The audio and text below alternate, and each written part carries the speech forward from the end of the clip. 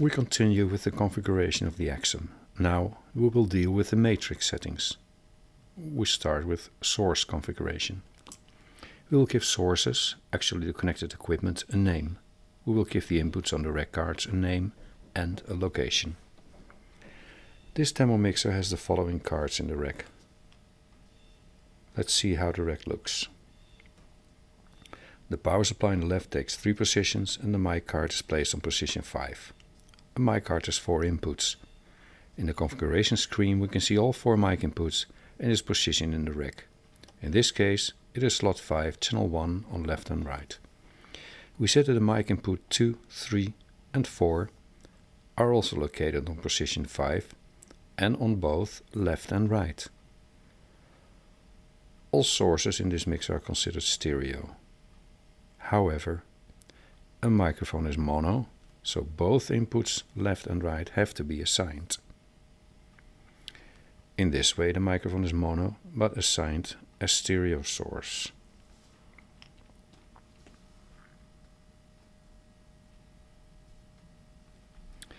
If the mic card in the rack is recognized by the system, automatically configuration choices are presented for phantom power, pad and gain. Normally you do this on the card itself, but here it is much more easy. For instance, switching phantom on and off, activating an input pad or a preset gain. The preset gain can be adjusted. 30 dB is a good value to start with. However, if the mic is very insensitive, we can increase this value to 40 dB. For lower sensitive mic, a lower setting is appropriate, but 30 dB is a good default setting. In the column label, the name of the source can be changed. Microphone 1, for instance, DJ mic. Line 2, for instance, CD2 or announcer mic. It is wise to choose a clear name because it is visible everywhere in the mixer setup. The name is also visible when this source is selected, or if we're going to look for a source to assign it to a module. So, a good name is important. A maximum of 8 characters can be used because of display limitations. Large names are possible, but will not be shown on the screen. To every source we configure, we can attach a processing preset. These presets, we also give them a name. Here we can already attach a preset to a source. In this case I have attached the preset DJ to DJ mic. So the moment I activate a DJ mic on the mixer, the DJ preset will be loaded as well.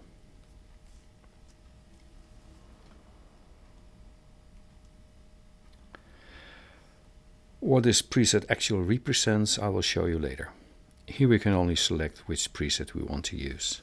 A preset we can program ourselves, but a number are already pre-configured for us.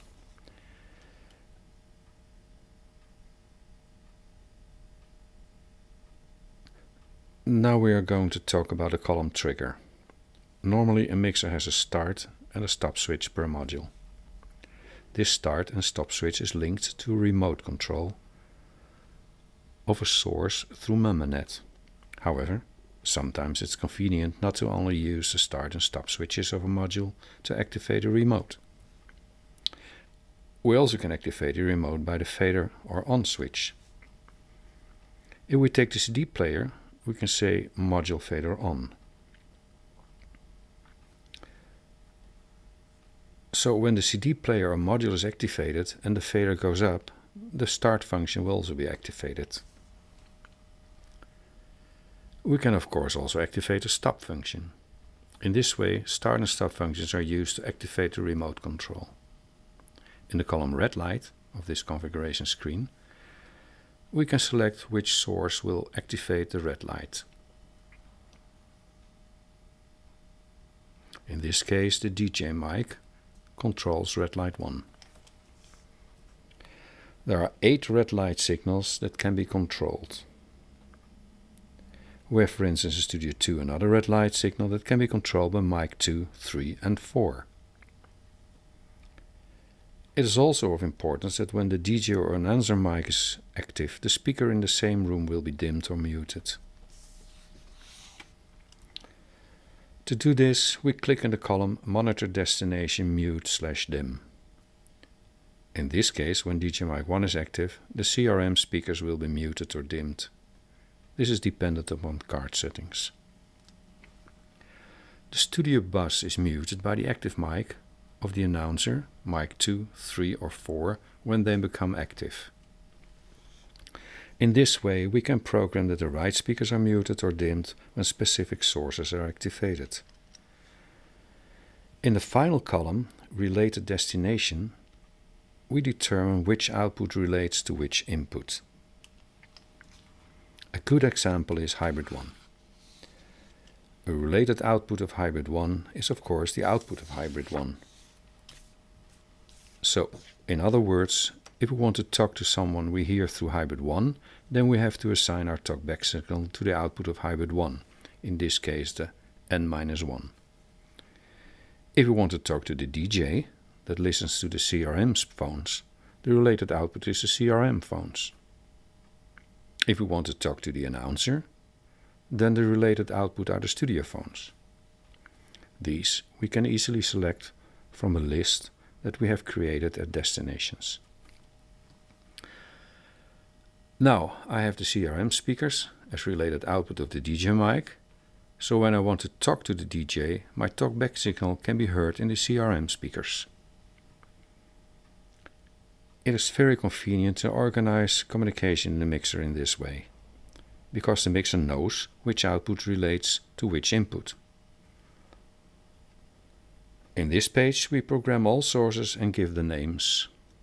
And check if they come from the right slot in the rack. We can program phantom, input, pad, pregain and presets.